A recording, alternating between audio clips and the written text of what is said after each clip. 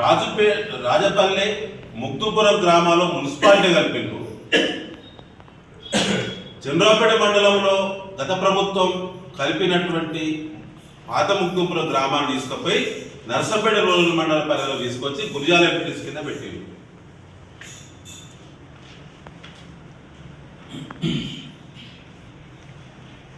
ఇవి ప్రజలను గందరగోళపరచుడు.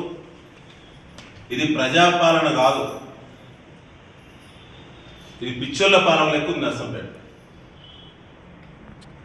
ప్రజల అభిప్రాయాలు లేవు, గ్రామ సభల నిర్వహణ జరగలేదు. రేషన్ డీలర్ల దగ్గర రేషన్ కోసం పోయినటువంటి ప్రజల యొక్క సంతకాలు తంబు తీసుకొని గ్రామ సభలు జరిగినట్టు తప్పుడు రికార్డులు సృష్టించి ఈ పనికి పాల్పడ్డది ఈ కాంగ్రెస్ పార్టీ ప్రభుత్వం. నర్సంపేట మున్సిపాలిటీ విస్తరించాలని మున్సిపాలిటీలో ప్రజలు ఎవరైనా అడిగిల్లా ఈ ప్రభుత్వాన్ని? ఇప్పుడు విలీనం చేయబడ్డటువంటి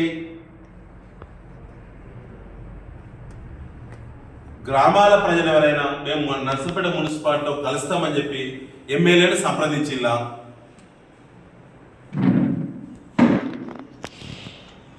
కేవలం ఉపాధి హామీ మీద మట్టి కొట్టిళ్ళు,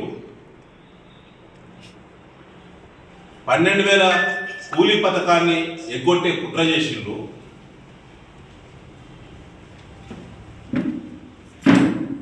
ముఖ్యమంత్రి రేవంత్ రెడ్డి దగ్గర ఉన్నటువంటి మున్సిపాలిటీ శాఖ, మున్సిపల్ అడ్మినిస్ట్రేషన్ నిధులు ఎక్కువ వస్తాయని చెప్పి దుష్ప్రచారం చేసింది కాంగ్రెస్ పార్టీ.